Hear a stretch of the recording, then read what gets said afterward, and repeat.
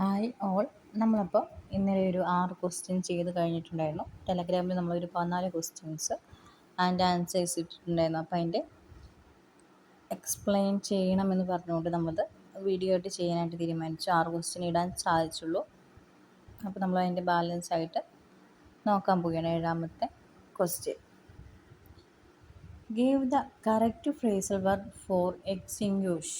അപ്പം എക്സ്റ്റിങ്ക്വിഷിൻ്റെ correct phrasal verb ഏതാണെന്നാണ് question. Option A put in, option B put on, option C put out, option D put out. ഇതിൻ്റെ answer വരുന്നത് option C put ഔട്ടാണ്. അപ്പം answer option C ആകാൻ എന്താണ് കാരണം? തീ കെടുത്തുക എന്ന അർത്ഥത്തിൽ ഉപയോഗിക്കുന്ന വാക്കാണ് എക്സ്റ്റിങ്ക്വിഷ്. തീ കെടുത്തുക എന്ന അർത്ഥമാണ് എക്സ്റ്റിങ്ക്വിഷിനുള്ളത്. ഇതേ അർത്ഥം വരുന്ന ഫ്രേസൽ വെർബ് ഏതാണ്? പുട്ട് ഔട്ടാണ്. അതുകൊണ്ടാണ് എൻ്റെ ആൻസർ പുട്ട് ഔട്ട് ആകാനുള്ള ഒരു കാരണം. പിന്നെ മറ്റു വാക്കുകളുടെ അർത്ഥം നമുക്ക് ജസ്റ്റ് നോക്കാം.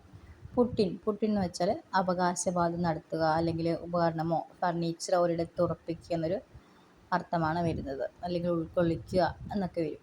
പുട്ട് ഓൺ എന്ന് പറഞ്ഞാൽ വസ്ത്രം ധരിക്കുക.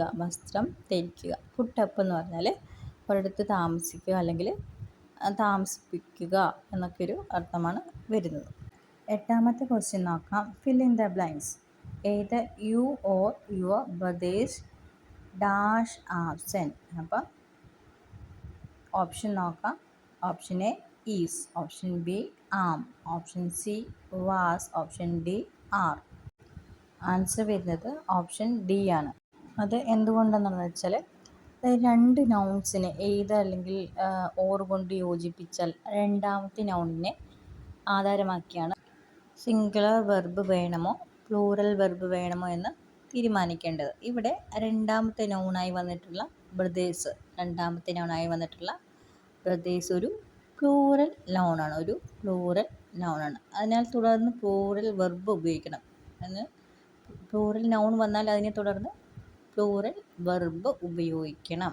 തന്നിരിക്കുന്ന ഓപ്ഷനുകളുടെ 4ാമത്തേൽ മാത്രമാണ് എന്ത് പ്ലൂറൽ വെർബ് ഉള്ളത്. അതാണ് അതിൻ്റെ ആൻസർ ആയിട്ട് വരാനുള്ളൊരു കാരണം. 50ാമത്തെ question. Which is the tag form. അപ്പം ഇതിലേത് ടാഗ് ഫോമാണ് ഉപയോഗിച്ചിട്ടുള്ളതെന്നാണ് question. Option A he seldom visit the library, does he. Option B he seldom visit the library, doesn't he. Option C he seldom visits the library, don't he. Option D he seldom visit the library, didn't he. Option A എന്താണ് വരാനുള്ള കാരണം എന്ന് ചോദിച്ചാൽ seldom എന്നാൽ ഒരു semi negative word ആയതിനാൽ ഈ വാക്യം നെഗറ്റീവ് സെൻറ്റൻസ് ആയിട്ടാണ് പരിഗണിക്കപ്പെടുന്നത്. അതിനാൽ പോസിറ്റീവ് ടാഗ് മാത്രമേ ഉപയോഗിക്കാനാവൂ. അപ്പോൾ നമ്മുടെ തന്നിരിക്കുന്ന ഓപ്ഷനുകളിൽ ആദ്യത്തേതിൽ മാത്രമാണ് പോസിറ്റീവ് ടാഗ് ഉള്ളത്. അതുകൊണ്ടാണ് അത് ശരി ഉത്തരമായിട്ട് മാറിയത്. ബാക്കി 3 ടാഗ് നിങ്ങൾ ശ്രദ്ധിച്ചാൽ മതി. എന്താണ്? നെഗറ്റീവ് ടാഗാണ്. 10ാമത്തെ ക്വസ്റ്റ്യൻ നോക്കാം. My mother never dash a lie. My mother never dash a lie. അപ്പോൾ എന്താണ്? Which is the correct tense of. അപ്പോൾ ഇതെന്താണ് കറക്റ്റ് ടെൻസ്? ഇതിലേത് ടെൻസിലാണ് കിടക്കുന്നതെന്നാണ് ക്വസ്റ്റ്യൻ. എൻ്റെ മദർ ഒരിക്കലും എന്താണ് നുണ പറയില്ല എന്നാണ്. ഓപ്ഷൻ നോക്കാം. അതിലേത് ടെൻസാണ് വന്നിരിക്കുന്നത്. Option A tells, option B tell, option C tells, option D tellings. Answer വരുന്നത് ഓപ്ഷൻ എ ടെൽസ്. അപ്പോൾ നമുക്ക് അതിൻ്റെ വിശദീകരണം നോക്കാം. അതായത് മദർ എന്നത് എന്താണ്? ഒരു സിംഗുലർ നൗൺ. അപ്പോൾ അതിനാൽ അതിനെ തുടർന്ന് ഉപയോഗിക്കേണ്ടത് എന്താണ്? ഒരു സിംഗുലർ വെർബായിരിക്കും. എസ്സിൽ അവസാനിക്കുന്ന വെർബ് അഥവാ V1 ആണ് സിംഗുലർ വെർബ് എന്ന് പറയുന്നത്. അപ്പോൾ തന്നിരിക്കുന്ന ഓപ്ഷനുകളിൽ എസ്സിൽ ലാസ്റ്റ് അവസാനിക്കുന്നുണ്ടെങ്കിൽ V1 ആയിട്ട് വരുന്നത് ആദ്യത്തെ ഓപ്ഷനാണ്. ടെല്ലസ് എന്നത് ഇംഗ്ലീഷിലുള്ളൊരു വാക്ക് അല്ല. ടെല്ലിങ് എന്ന വാക്ക് എന്താ പറയുക, ഒരു ഫലപ്രദമായ എന്ന അർത്ഥത്തിൽ ഉപയോഗിക്കുന്നു. പിന്നെ അതുപോലെ തന്നെ ടെല്ലിങ്സ് എന്ന് സാധാരണയായിട്ട് നമ്മൾ ഉപയോഗിക്കാറില്ല. 11ാമത്തെ ക്വസ്റ്റ്യൻ നോക്കാം. I cannot understand the reason for his failure. I cannot understand the reason for his failure. അപ്പം എനിക്ക് മനസ്സിലാകുന്നത് എന്താണ്? അവൻ ഫെയിൽ ആകാനുള്ളതിൻ്റെ റീസൺ മനസ്സിലാകുന്നില്ല. ഐ കനോട്ട് അണ്ടർസ്റ്റാൻഡ്, എനിക്കൊട്ടും മനസ്സിലാകുന്നില്ല. Option A when he had failed. Option B why he was failed. Option see how he has failed. Option D so that he had failed. ഇതിൻ്റെ answer വരുന്നത് option B ആണ്. അതായത് പരാജയത്തിൻ്റെ കാരണമാണ് മനസ്സിലാകാത്തത്. അപ്പോൾ കാരണം കാണിക്കുന്ന ഒരു ഓപ്ഷൻ എന്ന് പറയുന്നത് രണ്ടാമത്തേതാണ്. അതുകൊണ്ടാണ് ആ ഒരു ആൻസർ വരാനുള്ള കാരണം. 12ാമത്തെ question. Besides being poor he is under ഡെപ്റ്റ്. He is poor dash. Option A yet in debt. Option B he is in debt. Option C and he is under debt also.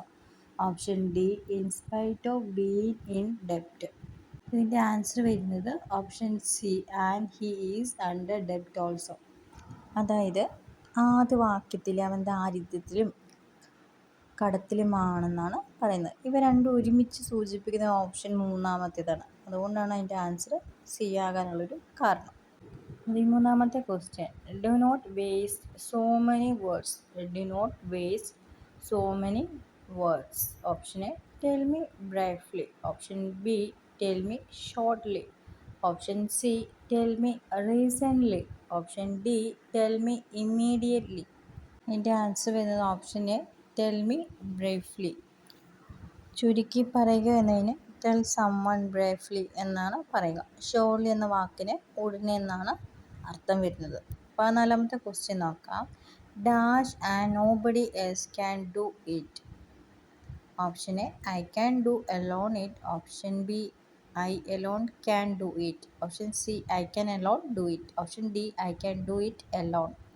അതായത് മറ്റാർക്കും ഒരു കാര്യവും ചെയ്യാൻ കഴിയില്ല എന്നാണ് പറയുന്നത്. ഇതിൻ്റെ ആൻസർ വരുന്നത് option B I alone can do it. മറ്റാർക്കും ഒരു കാര്യം ചെയ്യാനാവില്ല എന്ന് പറയുമ്പോൾ ചെയ്യാൻ കഴിയുന്നത് ആർക്കാണോ അയാളെ പ്രത്യേകമായി എടുത്തു കാണിച്ച് പരാമർശിക്കാൻ എന്താണ് നൗൺ അല്ലെങ്കിൽ പ്രൊനൗണിന് ശേഷം എലോൺ ഉപയോഗിക്കണം. അല്ലാത്ത പക്ഷം എലോണ് വാക്യാവസാനമായിട്ടാണ് ഉപയോഗിക്കേണ്ടത്.